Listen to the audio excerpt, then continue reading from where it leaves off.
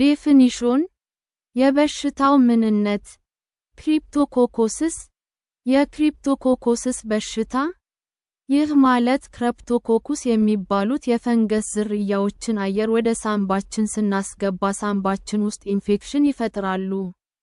ከዚያም ወደ አንጎላችን ውስጥ ይገቡና ኢንፌክሽን ይፈጥራሉ። ሜኒንጎኤንሴፋላይትስ ሂስተሪ የበሽታው አመጣጥ ታሪክ በ1894 ዓመተ ምህረት ፍራንቼስኮ ሳንፌሊስ የሚባል ኢጣሊያዊ ሐኪም ይህንን በሽታ የሚያስከትለውን ክሪፕቶኮኩስ ኒዮፎርማንስ የሚባለውን ፈንገስ ከፒች ጁስ ውስጥ መለየት ቻለ። በተመሳሳይ ጊዜ የኤብርሃም ቡሽከ እና ኦቶ ቢዩሲ የሚባሉ ሐኪሞች ይህንኑ ፈንገስ ከአጥንትና ጡንቻ በሽታ ጋር በተያያዘ እየታከመ ያለ በሽተኛ ላይ የካንሰር እጢ በሚመስል ቁስል ላይ ማግኘት ቻሉ። በ1895 ዓመተ ምህረት የሚባል ፈረንሳዊ የሕክምና ባለሙያ ከአትክልቶች ላይ የሚመጣ የፈንገስ ዝርያ ቆዳና ስስ ቲሹዎች ላይ እባጭ እንደሚያስከትል ማወቅ ቻለ። በ1901 ዓመተ ምህረት ዣን ፖል ቩሊማን የሚባል የሕክምና ባለሙያ ይህን በሽታ የሚያመጣውን ፈንገስ የትኛው የፈንገስ ዝርያ ውስጥ መመደብ እንዳለበት ገለጻ አደረገ።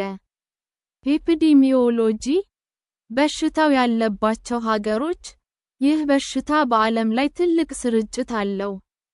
ይህ በሽታ በብዛት የበሽታ መከላከያ ስርዓታቸው የደከመ ሰዎችን፣ ለምሳሌ ኤድስ በሽታ ያለባቸው ሰዎች፣ ይበልጥ ያጠቃል። የኤድስ በሽተኞች ላይ በዚህ የፈንገስ ዝርያ አማካኝነት በሚከሰት ክሪፕቶኮካል ሜኒንጃይትስ በሚባል ከባድ የአንጎል በሽታ ምክንያት በዓመት በዓለም ላይ 600,000 ሰዎች ይሞታሉ።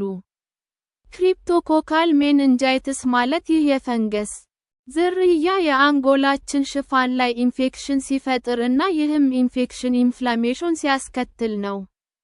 በአፍሪካ ውስጥ በታችኛው ሳሃራ ሀገራት ውስጥ ከሚኖሩ የኤድስ በሽተኞች ከ15 እስከ 30% የሚሆኑት በሽተኞች የዚህ ፈንገስ በሽታ ይይዛቸዋል።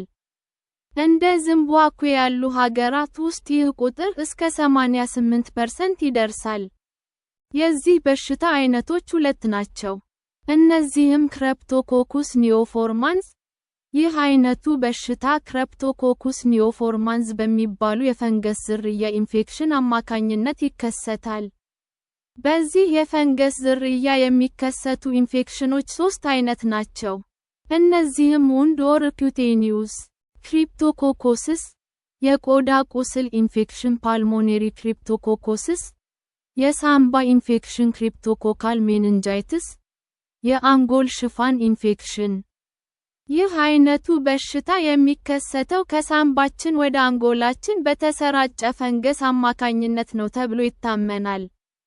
ክሪፕቶኮኩስ ጋቲ ይሄኛው የፈንገስ ዝርያ የበሽታ መከላከያ ስርዓታቸው ያልደከመ ሰዎችንም ያጠቃል። ሪስክ ፋክተርስ ለበሽታው ተጋላጭ የሆኑ ሰዎች በኒዮፎርማንስ የፈንገስ ዝርያ ለሚመጣ ለዚህ በሽታ አይነት ተጋላጭ የምንሆነው የወፎች ኩስ ብናኝ ወደ ሳንባችን ካስገባነው ነው። የበሽታ መከላከያ ስርዓታቸው የደከመ ሰዎች ለዚህ በሽታ ይበልጥ ተጋላጭ ናቸው። በጋቲ የፈንገስ ዝርያ ለሚመጣ ለዚህ በሽታ አይነት ተጋላጭ የምንሆነው በተክሎች ዩካሊፕቱስ፣ ሬድ ሪቨር ጋም እና ፎረስት ሬድ ጋም ትሪስ የዘር ብናኝ አማካኝነት ነው።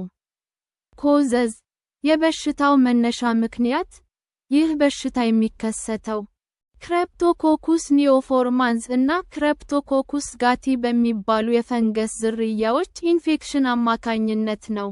እነዚህ የፈንገስ ዝርያዎች አፈር ውስጥ ይገኛሉ። እነዚህን ፈንገሶች ወደ ሳንባችን ካስገባናቸው ሳንባችን ውስጥ ኢንፌክሽን ይከሰታል ማለት ነው።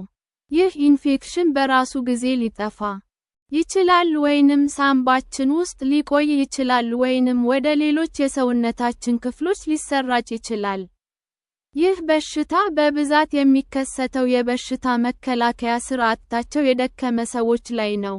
ማለትም የኤድስ በሽታ ያለባቸው ሰዎች ኮርቲኮስቴሮይድ መድኃኒቶችን የበሽታ መከላከያ ስርዓታችንን የሚያረግቡ መድኃኒቶች በብዛት የሚወስዱ ሰዎች፣ የካንሰር በሽታ ያለባቸው ሰዎች፣ ለካንሰር በሽታ የኬሞቴራፒ ሕክምና እየወሰዱ ያሉ ሰዎች፣ ሆጅኪን የሚባል በሽታ ያለባቸው ሰዎች፣ የሰውነት ክፍል ኦርጋን ንቅለ ተከላ ሕክምና የወሰዱ ሰዎች።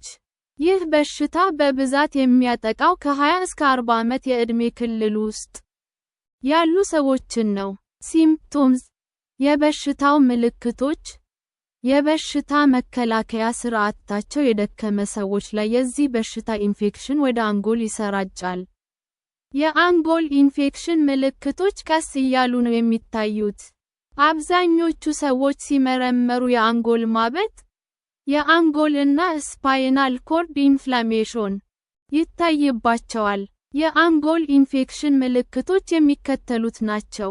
ትኩሳት እና ራስ ምታት፣ የአንገት ግትር መሆን፣ ማቅለሽለሽ እና ማስታወክ፣ ብዥታ ወይንም ነገሮች ሁለት ሆነው መታየት፣ መወዛገብ። የዚህ በሽታ የሳምባ ኢንፌክሽን ምልክቶች የሚከተሉት ናቸው። መተንፈስ መቸገር፣ ሳል፣ የደረት ላይ ህመም። ሌሎች የዚህ በሽታ ምልክቶች የሚከተሉት ናቸው። የደረት አጥንት ህመም ወይንም ስስ መሆን፣ ድካም፣ ቆዳችን ላይ ቀያይ ነጠብጣቦች መውጣት፣ የቆዳ ቁስል መከሰት፣ ያልተለመደ ከፍተኛ ማላብ፣ በተለይ ማታ ላይ፣ የሰውነታችን እጢዎች ማበጥ፣ ያልተጠበቀ ክብደት መቀነስ። የበሽታ መከላከያ ስርዓታቸው ጠንካራ የሆነ ሰዎች ምንም ምልክቶች ላያሳዩ ይችላሉ። ዳያግኖሲስ አንድ ቴስት የበሽታው ምርመራ ሐኪማችን ስለ አጠቃላይ የጤና ታሪካችን፣ የጉዞ ታሪካችን እና ስለሚታዩብን ምልክቶች ወይንም ስለሚሰሙን ህመሞች እና ሌሎች ነገሮች በጥንቃቄ ትጠይቀናለች። ከዚያም አካላዊ ምርመራ በማድረግ የሚከተሉትን ነገሮች ትመረምራለች። እነዚህም ያልተለመዱ የአተነፋፈስ ድምጾች፣ ፈጣን የልብ ምት፣ ትኩሳት፣ የአእምሮ ሁኔታ ለውጦች፣ የአንገታችን ግትር መሆን። በተጨማሪም ሐኪማችን የሚከተሉትን ምርመራዎች ልታደርግልን ትችላለች። ብላድ ካልቸር ይህ ምርመራ ይህንን በሽታ ከሚያመጡት ሁለት የፈንገስ ዝርያዎች የትኛው እንደሆነ ለማወቅ የሚረዳ ምርመራ ነው። የአንጎል ሲቲ ስካን ምርመራ፣ የአክታ ካልቸር እና ስቴይን ምርመራ፣ የብሮንኮስኮፒ እና ብሮንኮአልቪለር ላቫጅ ምርመራዎች፣ የስፓይናል ኮርድ ፈሳሽ ናሙና ካልቸር ምርመራ፣ የደረት ኤክስሬ ምርመራ፣ ክሪፕቶኮካል አንቲጀን ቴስት። ክሪፕቶኮኩስ ኒኦፎርማንስ የሚባለው የፈንገስ ዝርያ ደማችን ውስጥ የሚለቀው ሞለኪውል አለ። በዚህ ምርመራ ዘዴ በደማችን ውስጥ ይህ ሞለኪውል መኖር አለመኖሩ ይመረመራል። ትሪትመንት አንድ ሜዲኬሽንስ ለበሽታው የሚሰጥ ሕክምና። አንዳንዶቹ ኢንፌክሽኖች ምንም ሕክምና አያስፈልጋቸውም። ነገር ግን ኢንፌክሽኑ ወደ ሌላ የሰውነት ክፍሎቻችን መግባቱን ለማወቅ ዓመቱን ሙሉ ክትትል ያስፈልጋል።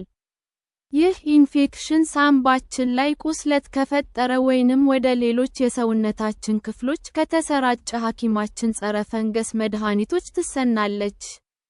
እነዚህ መድኃኒቶች ለረጅም ጊዜ መወሰድ አለባቸው። እነዚህ ጸረ ፈንገስ መድኃኒቶች የሚከተሉት ናቸው። አምፎቴሪሲን ቢ ይህ መድኃኒት ከባድ ተጓዳኝ የጤና ችግር ሊያስከትል ይችላል። ፍሉሳይቶሲን ፍሉኮናዞል ፕሬቬንሽን በሽታው እንዳይዘን መከላከያ ዘዴ።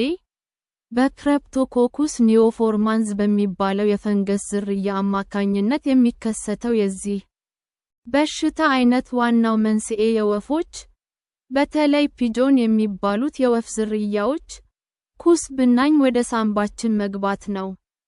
ስለዚህ የበሽታ መከላከያ ስርዓታቸው የደከመ ሰዎች፣ በተለይ ደግሞ የኤድስ በሽታ ያለባቸው ሰዎች፣ ወፎች በሚበዙበት አካባቢ መገኘት የለባቸውም።